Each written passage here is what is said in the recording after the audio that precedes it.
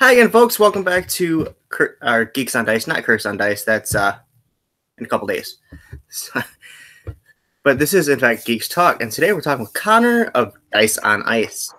Hello, I'm Connor Davies. I am half of Dice on Ice, where my other half is currently doing who knows what, doing things in her life.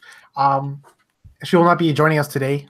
She's very busy with some stuff that came up. Otherwise, I'm here to talk about some stuff that I'm sure this person here can elaborate more upon. And then I'll fill in the details, I think. Yeah, it's unfortunate she couldn't join me because the first game that I ever played in was a game that she DM'd, the one that was called Buried Alive, where I invented my tiefling sorcerer, albino tiefling sorcerer known as Freak, which was fun, especially in the setting that we're about to talk about. And real quick, before I had my own channel, I was a guest on these guys' channel. Of course, again, Dice on Ice. Sorry, I have this written down. I'm just reading off it now. But I started for a playtest at the new campaign setting that hadn't come out yet, other than its early stages PDF. Like, I think it was your first version of the PDF that we based this on. So it's a really it's a joy. It makes me really happy to have you on here, Connor. It's been a blast just seeing this project come from a little wee baby to like what it is now. Right. And if you don't know what we're talking about, I don't know why I show this on camera all the time. I have poor resolution. I can't even see the thing right now because I have Google Documents open. Oh, you can see a little bit. It's backwards though, so Hitorofiker. This might help if you do it like this. There you go. Of course, Crifoth, which is really exciting and really cool, and all the background and the lore and stuff in it. So, you know, well, I gotta ask just a basic question: what inspired you and Megan to come up with a setting like this? Not only come up with a setting like this, but also get it published. Honestly, it started off with a bunch of different mishmash of ideas that Megan and I have kind of come up with in our various home games, various campaigns that we've ran, just various ideas of like different faction stuff. And we kind of just all had in a mishmash Google Doc. And we were just looking at it one day and like, you know what? We could make something out of this. And we did. We didn't make anything great out of it. We just kind of threw the ideas together, played with some friends, and then they were like, heck yeah, this is cool. And then we're like, okay, we kept building it. And we showed it off to more friends and more people that weren't our friends, some strangers that we played with. And they're like, heck yeah, this is cool. And just that cycle just continued where we just, played with it, had some fun, showed some new people, they liked it, and so on and so forth, until lo and behold, you figure out how to become a publishing company, albeit very tiny, and get a book printed of your own design and authoring, if that's a word. I want to call myself a writer, but I make up words. So yeah, end up with something like this, which is something that I couldn't even think would ever happen in my lifetime. Take me a year ago, I guess not a year ago, take me like 3 years ago, and I'm like, me write a book? Ha! When pigs fly. And lo and behold, they're flying everywhere. Yeah, and like you said, you just showed a bunch of people, and they were just like, "It's awesome." And I was one of those people. In fact, I as soon as you started running the Kickstarter, but Kickstarter didn't have my last name. This last little name on here is Zach, but it didn't have my last name. But that is me. Just so everybody knows, I was that Kickstarter. I was super excited about it as soon as I had it on. As each PDF came out, and you guys got closer and closer and closer to the actual book coming out, I got more and more excited. And I was like, I really hope it comes out in the soft cover, hardcover. I couldn't remember at the time if it was going to or not, or if it's just going to say PDF. Because personally, like, you could see that shelf. There's yeah, it's full of books. I would show you the rest of the chaos, but it's chaos. I have just a bunch of, okay, to be honest, it's mostly Ravenloft, but I have just tons and tons of books that go along with lore and stuff. Because I'm honored to be placed amongst Ravenloft in your shelf. That is a. You're amongst Ravenloft, Knights, Black Agents, Domains of Dread, basically every 5th edition book of Wizards of the Coast version of Dungeons and Dragons, and my daughter's Tales of Equestria. So, a little bit of everything. A little bit of everything. Yeah, Ravenloft right next to My Little Pony. Mix the two together when she gets a bit older.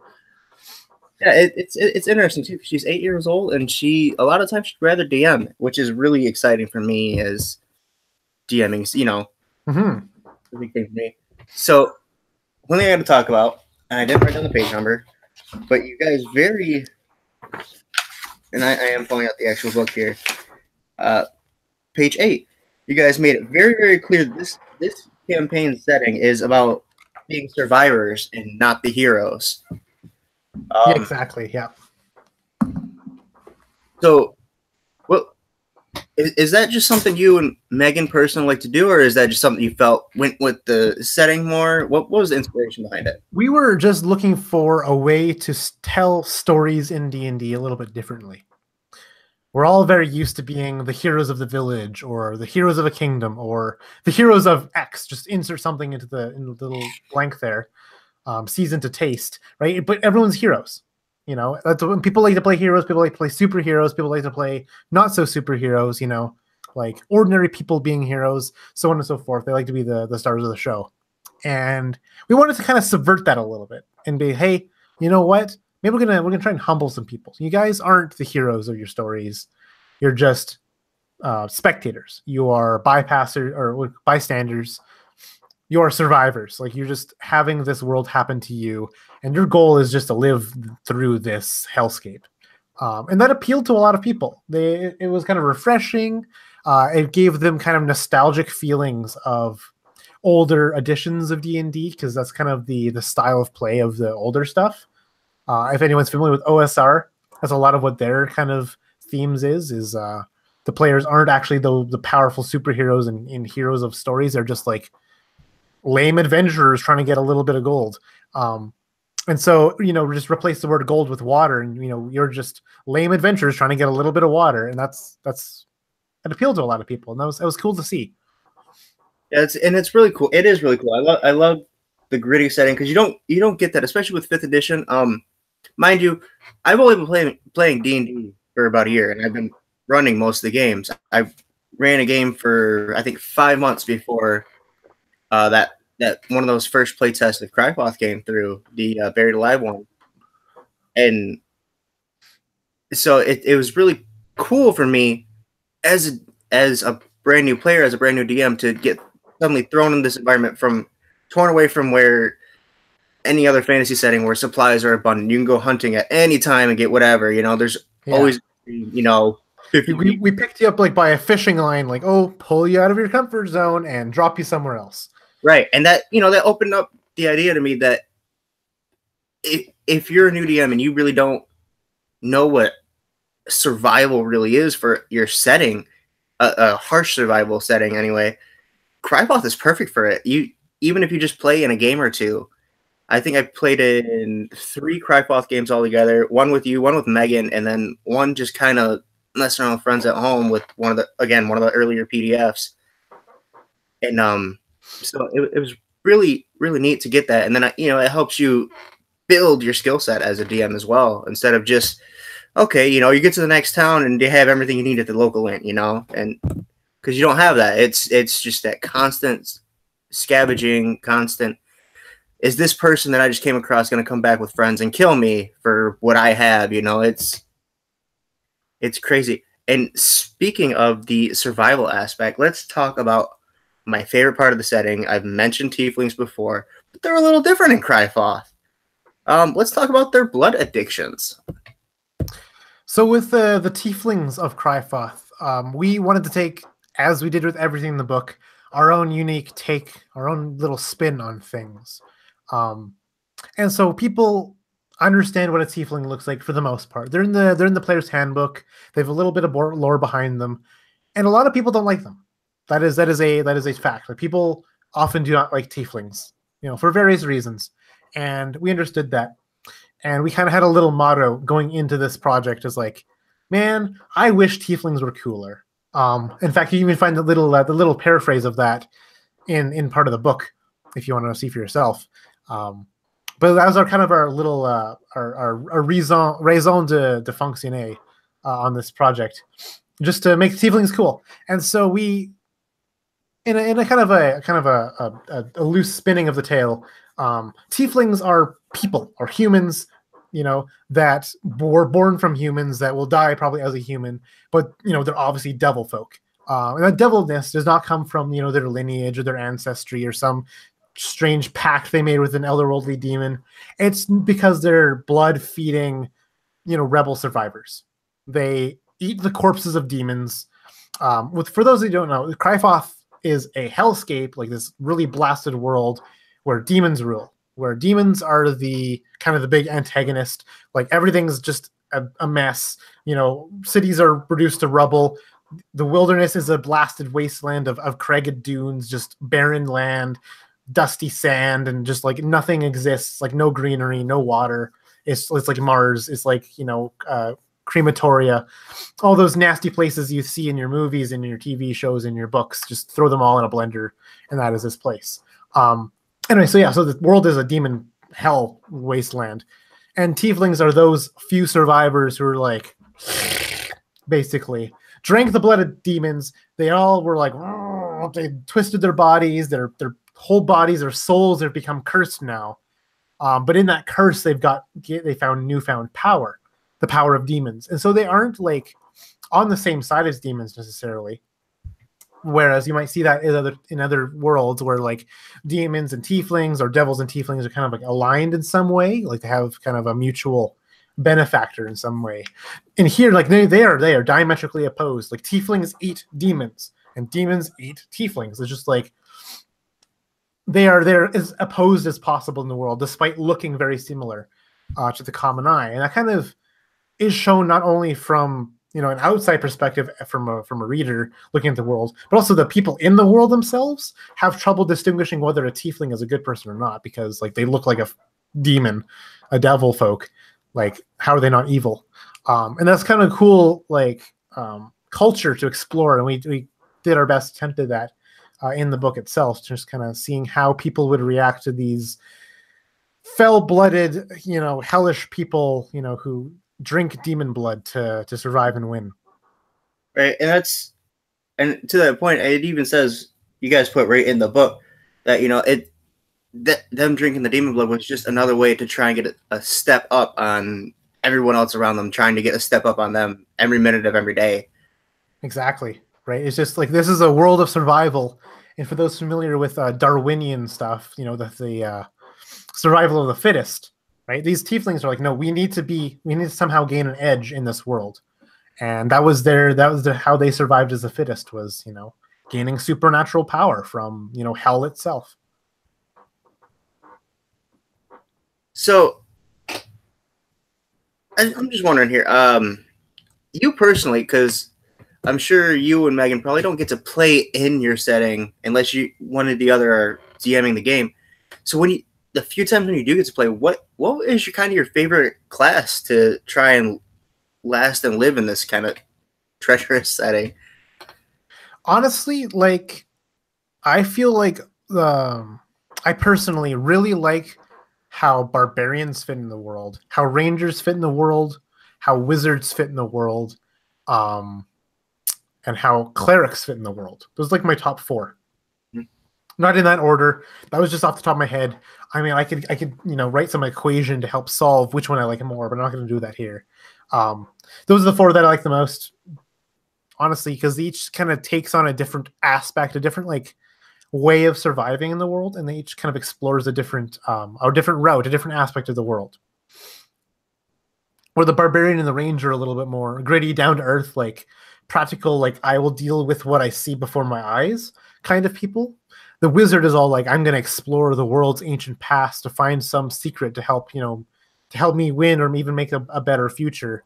And the clerics, we put a unique spin on clerics because the Crifoth is a godless world. There are no gods, there are no temples, there are no shrines.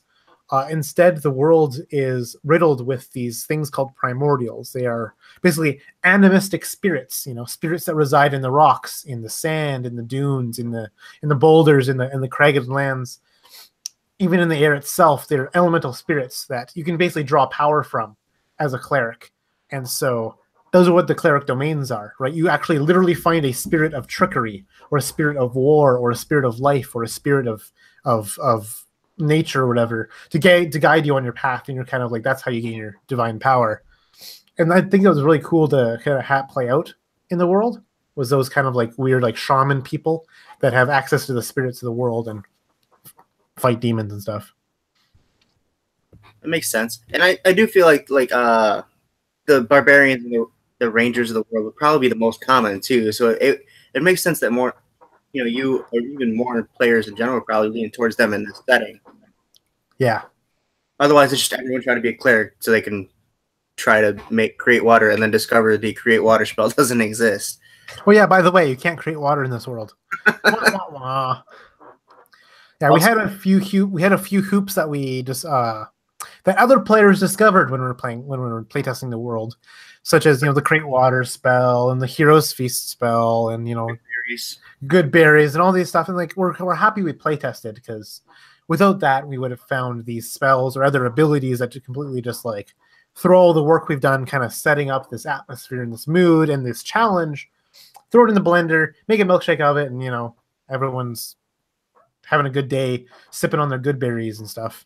Right, and everyone else is cannibalistic, And I remember it was in one of the playtests that I was in. It's probably buried alive again, but when we were deciding classes, we're like, oh, druid, because we can be goodberry, and everyone be good. You guys are like, and you're looking up the rules, and you're like, no, we're not gonna do good berries in Crifoth because that just doesn't make sense. It makes it too easy. Exactly. Yeah. Yeah. Which is pretty awesome. And just as a little shout out, you guys, when you pick up this book or you order the PDF or whatever you do to get Crifoth, just get Crifoth. Trust me. Make sure you check out the backgrounds because they're all unique to this setting. My personal favorite being the Delver, because with the Delver, I always imagine this kind of person who's exploring the ancient ruins and hoping to find some kind of artifact or tome or instructions or something from one of the ancient societies to bring the world back to the way it should be, or to banish the demons back to the abyss. Which is, that just rings with me. That's why I picked that setting for my character Freak when I got to play, because it just made sense. It was really cool. But there's a bunch of other backgrounds that I've been looking at too. I just got the book like 2 days ago, and I've been frantically scanning through. And I'm one of those people that can't just read a book front to back when it's a setting book. I have to. What are the classes? What are the backgrounds? What are the new spells? What are Look at the cool stuff first, then get into everything else. Yeah, you just flip through and see all the pictures, and you're like, wow, these are pictures. Yeah. And the art is pretty awesome, too. Yeah, shout out to Runehammer. Runehammer Games is what his company's called. He is a freelance artist. He's a game designer. He has a bunch of things in his resume. He's like made video games. All right, sorry, he art directed video games, I should clarify. He's got his own like RPG system he's made. A whole bunch of amazing things this guy has done, and we were able to coerce him through friendly messaging to have him draw the art for this book, and it was a happy decision, and we're looking forward to working with him in the future. He's a great guy. Check out his stuff. He might be in the description of this video, might not be. We'll find out in the future. I will try to find him. Also, just so you guys know, if you do order the book, it is in full color as well, all the pictures. And it's just an awesome. Yeah, we were able to afford red ink as well as black and white ink. That's what I was going to say. It's mostly red and black. We kept to a nice color palette to just really show off, the rusty blood and gore and desolation of the world. But you'll find some unique colors in there, like, oh wow, is that blue I see on him? Yeah, that's the blue and gray, I think. Blues, yeah. There's a blue in there. There's a brown and this. And this guy right here, he's green. Oh, look at that! See? Yep. Yeah, so there's more than just blacks and reds in here. So, but like I said, full color, the whole spectrum. You just gotta look. You gotta look for him, yeah. Um, so with this being such a hellscape, essentially, what I think of with Crifoth is in all of D&D, there's the thing called the Blood Wars, where the demons are fighting the devils, and there's the age-old question of if one side wins, what happens when the winning side reaches the mortal plane? And it seems to me with Crifoth is exactly what happens when the demons win. I mean, I know that isn't exactly the thought process behind it, but you could totally adapt this book for the Blood War or whatever equivalent is in your campaign setting. We decided to make this book very like cut and paste modular, where you can take sections of it and just apply, with the hot glue gun wherever you want, slap it on your stuff. Take the bits you like out of it, because that's what honestly a lot of players do. But if you want to be a nice purist, which I'm not going to shame you for, you can play it as is, and it's also going to be very cohesive as well. We made sure to put in the effort to make everything cohesive, but also easy to rip apart and use as you will. So like our world's lore is a bit different from the standard default, Blood War, Nine Hells, Olympia, and all the Great Plains or whatever. But it's still recognizable. We didn't get too esoteric at all. It's essentially there's just demons and devils are synonymous in our setting. right. But other than that, it's easy to understand, I'd imagine. And I mean, most people take demons and devils to be synonymous as well. In one of my games, I've had to establish the difference between demons and devils multiple times because it's taking setting. Mordenkainen's Tome of Foes in that game. Yeah. So I had to really, really establish the difference there. But unless you're doing that, absolutely throw. In one of my games, and I can't say which because my players might watch this, and I think I'm just running 2 different games right now, and I'm playing in one. So Crifoth is going to show up in one of my games, and like Connor said, it's so cut and paste. It's going to be its own.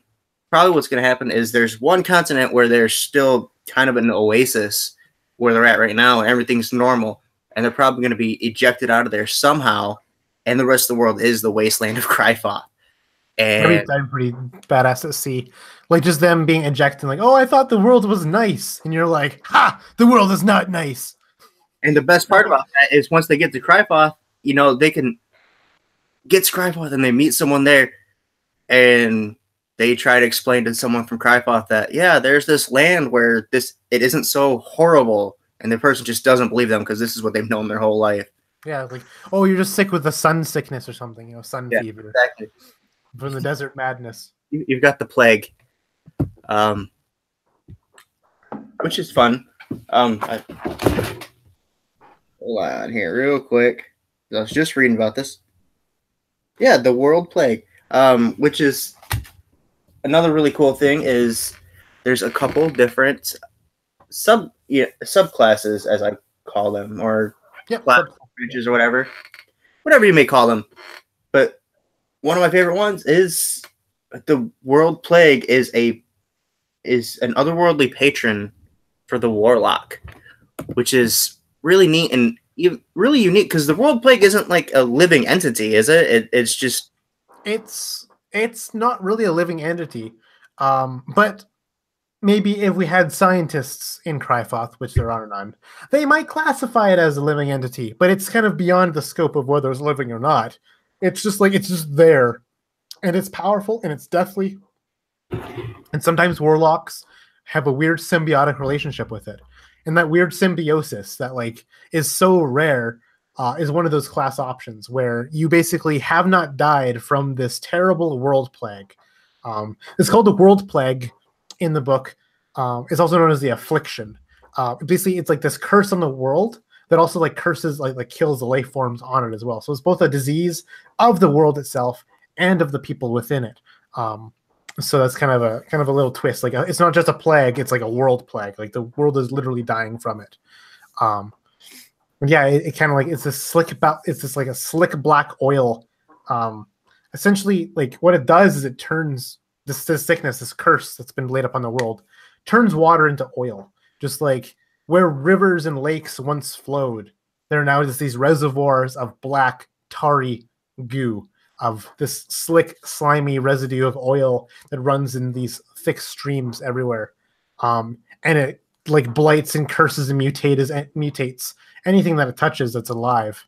And it's partly one of the things most responsible for why the world is so terrible of a place now. Even though, thousands of years ago, it was kind of a green verdandscape. It's now just this waterless world because of this curse, where water becomes more and more rare by the day. And, if you got any way of thinking ahead, you might realize, oh, then life might just go extinct once it runs out of oil or it runs out of water. You might be right. And that's why you better work your butt off to figure out how to fix the world. But also that's, again, where the Darwinism comes in, survival of the fittest. What's going to adapt to not need water in such great quantities? I mean, we have, deserts on Earth where things live on very, very, very, very, very little water all year long. And essentially, something's got to evolve at some point in Crifoth to move on and grow. Yeah, especially when you have a magical world. It's not like a plain normal world like ours is. It's a magical world, and so things might turn to magical forces, whether they want to or not, such as demons, to survive, which is what a lot of people do. Just saying. It's maybe the smartest thing to do. Might not be that smart. We'll find out when the Grim Reaper comes. And we can be right from that into this. With the hellish landscape and with everything constantly needing to adapt, animals have. I'm guessing animals have to be mutated in every which way, and DMs across the world will be able to easily make up monsters that go with this. But are you guys going to make any kind of special bestiary for Crifoth? Absolutely. Not only are we going to provide a guide for like what animals fit or what monsters fit in the world, we're going to be throwing out some cool custom monsters that are just like a nice, just like puzzle piece fit for the world. This will be released in the near future. We're not going to give a date estimate, but it's definitely in the works. I literally have a Google Doc, not open right now, but it's certainly, I've got a link for it that I've been working on, every passing day, adding more and more ideas to an ever-growing list of monsters and other kinds of things like that. We will be publishing a Crifoth bestiary in the near future. It will not be the size of this book. It will not be the price of this book. It'll be much cheaper, if not free. It's most likely going to be free because of our philosophy as a publisher. And if you want it, honestly, we're going to also make them be drag and droppable into whatever world you want as well. Just for ease of play and just like for compatibility reasons, so that you can use this monsters in Ravenloft, in Dark Sun, in Forgotten Realms, right? Like in a place where an arcane war left a blasted ruin, between these two great cities, right? You can have these weird blighted monstrosities kind of roam the area in between there. Pick up some Crifoth monsters, throw them in there, right? Like it can fit any place, anywhere. With a little bit of creativity, and we want to spur that creativity, inspire those DMs to really liven up their games with this cool monsters. So yes, we will be making new monsters, as well as just like keeping things open-ended enough that you can have your gnolls that you really like to play or have run in as a DM, or you really like to throw in dragons into your party. Well, we got ideas for how you can have dragons and so on and so forth with various monsters. I got to remove my cat. Speaking of monsters. Random cat. There we go. That's awesome. I didn't want to do that right at the beginning of this video, but I was very excited to ask that question because I was really hoping you guys were going to do one, and that's really cool. I'm really excited to see what you guys come up with, too. I'm really excited for it. To be honest, there's some cool ideas in there. Hopefully we get rid of the bad ones. Speaking of bestiary, you guys do provide a list of the Archfiends. So let's talk about them a little bit. And just real quick, my favorite personally being the 6th Archfiend, because not only is its whole purpose to give the DM freedom to customize and make a special fiend all of their own, but because I love the idea of either like a warlock getting a power from a source unknown to even them. They have no idea where this power is coming from. They just kind of hear a voice in the back of their head. Whereas most know, okay, I'm, dealing with Bahamut, or I'm dealing with a not Avernus, that's a layer of hell, or Asmodeus, or they know, or whatever Archfey, they know exactly who they're talking to, but there's this just mystery power behind them. They have no clue. Or even that you could have, again, it's a survival campaign, so throughout the whole campaign, there's a looming threat of a monster that, as you come across like the small encampments or settlements, you just hear more and more about this horrible monster that even the other Archfiends fear, and no one knows exactly what it looks like. No one knows where it lives. Everything's a rumor, and I just love that it's set up perfectly for something like that. Exactly. We did not want to have this book be like a definitive, like, traveler's guide where like everything within it is fact, or it be some kind of history textbook. We wanted this to be not only just like a source of inspiration, but also like a tool that you can use. And so we set up that sixth Archfiend distinctly as a tool for Dungeon Masters, where it's got some cool ideas for what this sixth Archfiend could be, but it's a lot of open-endedness. Like it kind of has a cool theme around it. I'll show it off to the camera. It's got like a kind of a cohesive theme to it, but has like millions of roll tables. Let's see if the camera picks up as well, where you can just like really define who this weirdo is in your games. And we have those set up for every Archfiend of the world, so that instead of there just being one kind of, Burperos, there's actually, if you want to do the math, I think it's over 1,000 different varieties of Burperoses. And some of them may be true, some of them may be rumor, maybe they're all, they don't actually all conflict either. Like maybe these things all might be true. It's up to you as a dungeon master to decide. Is like, well, what do you want? What do you gravitate towards from your kind of storytelling perspective? Right, and even even in the art in here, you got like Cthulhu feelings with the tentacles. You got this eye in the middle of all of it. You have mushrooms on there. Various things I can't even identify, but it's just it's all unique into itself, and it could be a little of everything, a little of nothing. It could be a complete and total falsehood. It couldn't. There's a possibility it doesn't even exist. Exactly, right? Who knows? Because the people of Crifoth aren't able to draw maps, or if they do, they're bad maps. Same with them, writing their own history books, and same with any kind of like formalized knowledge. And so we wanted to keep that mystery even in the campaign setting itself. It's like, well, not many people know about what is happening in this part of the world, or in this, stronghold of an Archfiend, or even who this person is. Everything's shrouded in mystery, so that you as a dungeon master can kind of like pick up off the pieces where we left you and just kind of go from there. And that's another thing is for all you rangers and rogues out there that like to map out the landscape when you're moving through adventures so you know how to get back.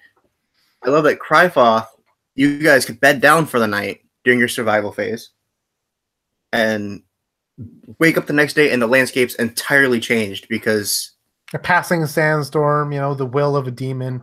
Who knows what happens, right? Yeah, a giant geyser of lava erupts in the middle of nowhere and just shreds the landscape in a cataclysm. Yeah. Good luck, good luck going to where you need to go from there. And so you got to adapt as survivors do. And that's a lot of fun. I can't wait to run a full campaign in here, I'm telling you. Because there's lots of things that can really, really scare. And, there's every little thing. As a DM, I shouldn't say this, but I'm going to say this. I like to scare my players. Not necessarily threaten them with death constantly, but I like that threat is looming over them. It makes me feel like they feel like it's more real. Yeah, everything's more impactful. Everything is more like has more gravity to it when life is on the line. They feel like an emotional attachment to every event that happens in the game when they fear for their life. And that's not a bad thing. That's actually a really cool and good storytelling technique. Right.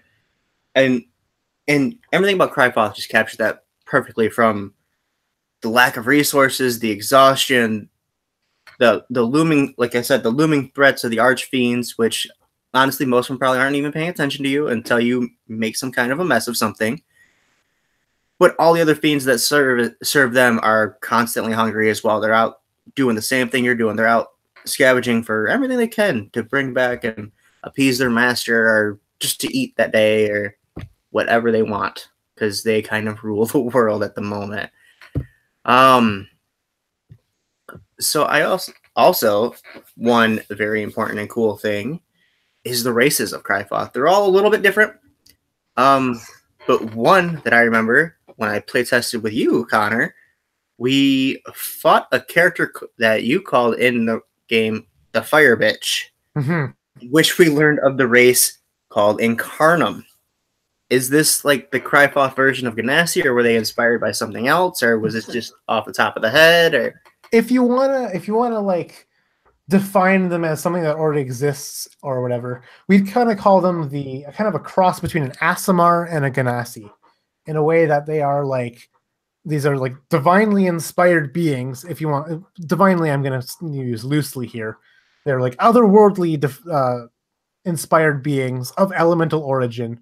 They are primordial. What are they? Yeah, primordials. Yeah, primordial elementals is what I was aiming for. But yeah. And so they conjure powers of fire and wind and storm and earth and whatever. And I gotta move my cat because he likes to nibble on my arms.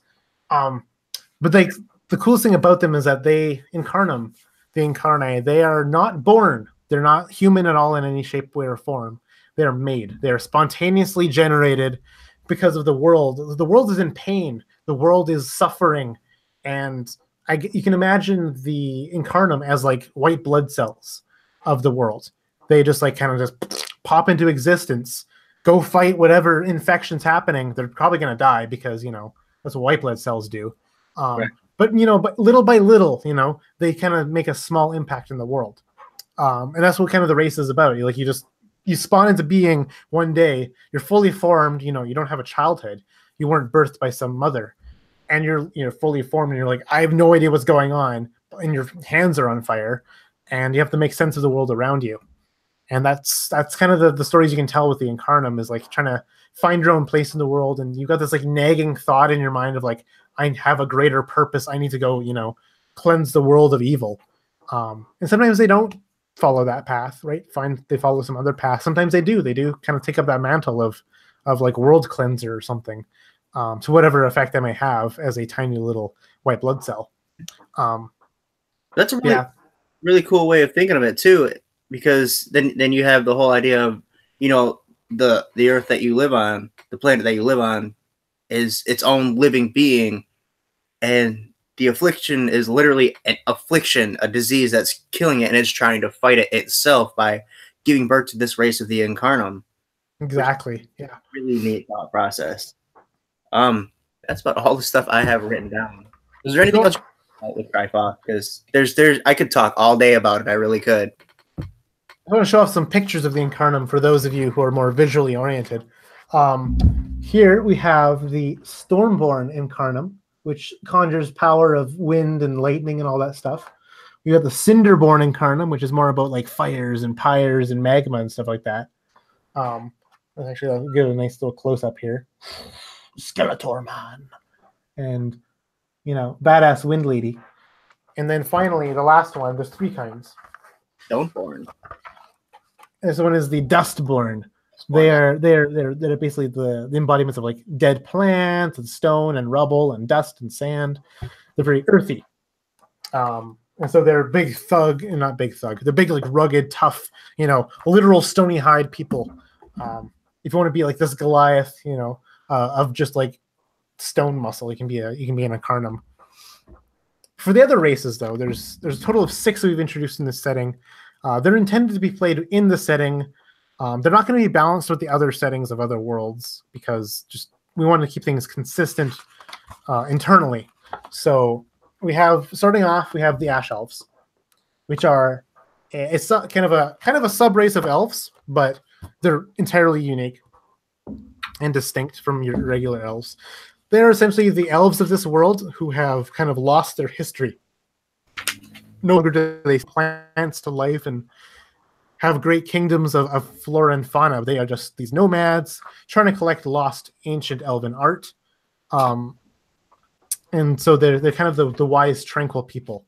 Of course, you got to have humans because these are the survivors of the kingdom who fell to ruin from conjuring demons by accident.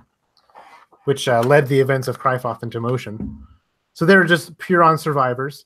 But they have this cool ability, kind of more story than mechanical, where you can see in this picture here is what they do. That's what I was just looking at. Yeah, it's called, let's see the sidebar here. Tiefling transformation. So this is literally like humans can literally turn into tieflings. It's a one-way ticket. The tieflings can't turn back. Mid-campaign at that. That is a character-defining moment there, if I ever saw one.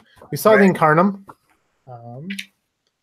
Next up are the Orcs. Orcs are a playable race in Crifoth because, you know, they've survived this whole hell apocalypse. And honestly, they've done a pretty good job at it because they're badass warriors who can shout people to death. You know, think Skyrim, think, you know, Fusro dying. Think of, you know, thousands of orcs just running through, you know, the sands, and their stomps and their stampeding causes earthquakes because they're loud creatures. They're loud, they're badass, they are mighty, and they're a bit more honorable. They're not the you know, the Legion of Death or the Legion of Evil like in Lord of the Rings. They have a little bit more pride to them than that. And lastly, we have the silhouette of the Suri. Suri are the lizard folk of Crifoth. And they have their own little unique spin as well, where there's two different kinds of them. And this is like it's not even like a different sub-races where, you know, they're just like, no, there happens to be like two different, you know, bodily forms that Suri can be born into. It's not like, you know, it's just like, you know, a clutch of these Suri eggs. Some might be quick foot, some might be hard scale, and it's like there's no like genetic factor to it either. So it's kind of fun little spin on things. It's also a way to solve the half-breed problem that a lot of people mention when you kind of introduce races that could possibly crossbreed, and you're like, it's just a headache trying to figure out, oh, I'm a half elf, half dwarf, quarter tiefling, you know, 1/8 gnome. Like, what am I? You know, those are little solution, you know, behind the scenes. And lastly, we have the raison de fonctionner of the setting. It's called the tiefling. You've probably seen a tiefling before. These tieflings are cool. We kind of talked about them earlier. They are blood, you know, they've literally transformed their bodies by the power of demon blood. And because of that, they have this addiction to blood, which we've kind of summarized on these tables, the roll tables, of like different effects that you get when you feed and different effects when you go through withdrawal.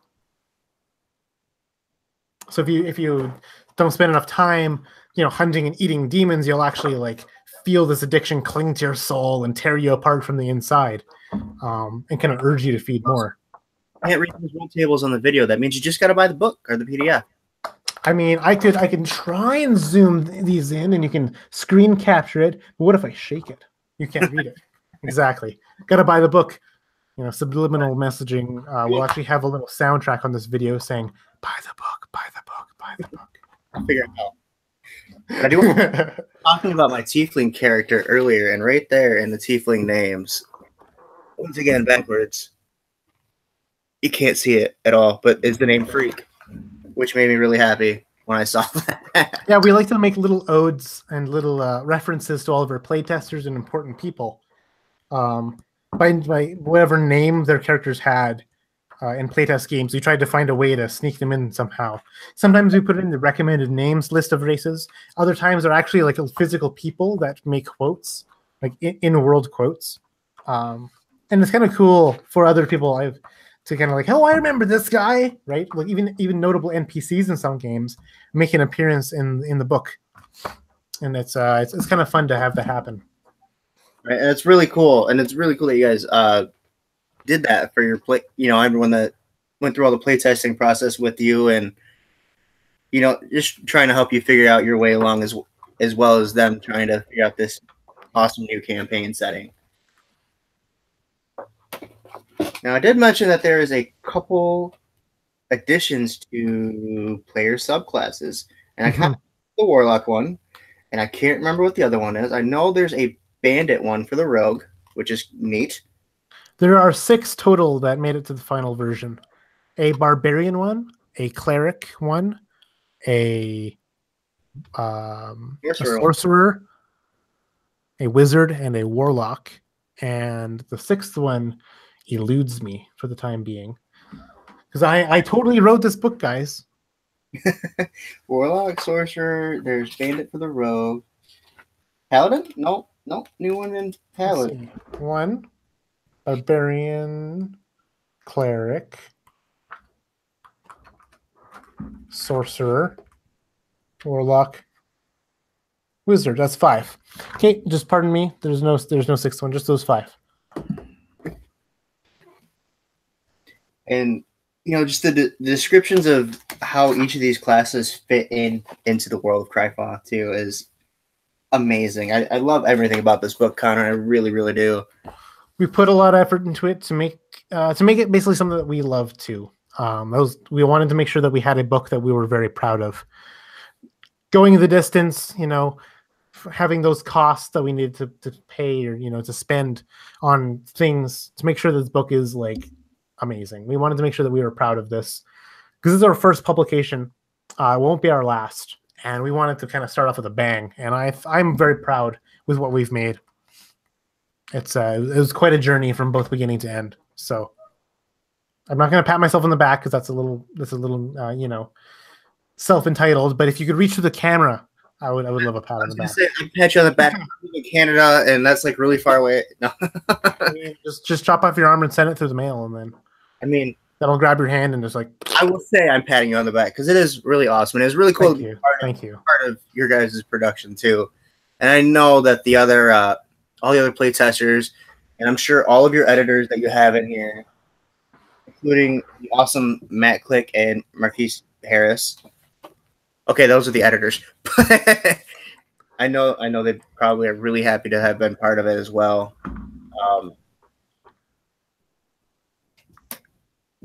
Just everyone in here, because you guys, I think you guys, you give shout outs to the playtesters, and then you give shout outs to your. And it just shows how grateful you guys really are for everyone. It takes the saying is it takes a village to raise a child, and this is our child, and all of our community, all the people we reach out to, all the people that reach out to us to help, that's our village. And without those people, without that supporting cast of people, the book wouldn't be what it is. And we're very, very happy to have that kind of support and those kind of friends and those kind of relationships with all those supporters. And it's humbling, it's awe-inspiring, and it's just the most beautiful thing in the world. Right. And just as kind of a last note regarding the book, I do want to say, for those of you that see the Kickstarters pop up wherever you may see them, whether it's a one-shot group on Facebook or the Absolute Tabletop group, which I always talk about. Shout out to the Absolute group. I'm going to put a link in the description below like I always do. Please check it out. We are an awesome group of people with all sorts of ideas and kind of present creative challenges to each other all the time. I did one earlier, which I'm going to do a video on later or possibly tomorrow. So hope you guys check that out. Shout out to myself. But I did want to say, when you see people posting things on Kickstarters and they're trying to get projects like this going, all it took, this book was created with the help of 75 Kickstarter backers. So 75, yeah. That's all it took, and they came out with this amazing piece of, we'll call it literature, because that's what it is. Just all the stuff that went into this, the art, the playtesting, just every little thing is awesome. And I'm so glad you guys were able to get the help and the backup and the support you guys were able to get this out for everyone. Yeah, it was just humbling experience. Like, it's just surreal, dreamlike. We were pinching ourselves constantly. Like, is this even a dream? It's just stupendous. Running out of words. I'll make up some. But with that, I think we're gonna go ahead and end this video.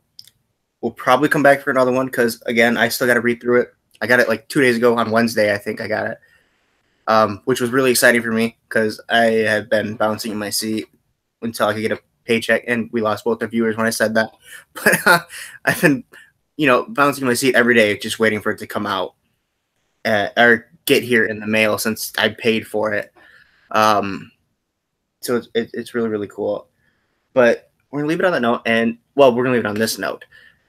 Again, Connor is with him and Megan are Dice on Ice, and you want to tell them a little bit about your channel and your publishing group, I should say, as well.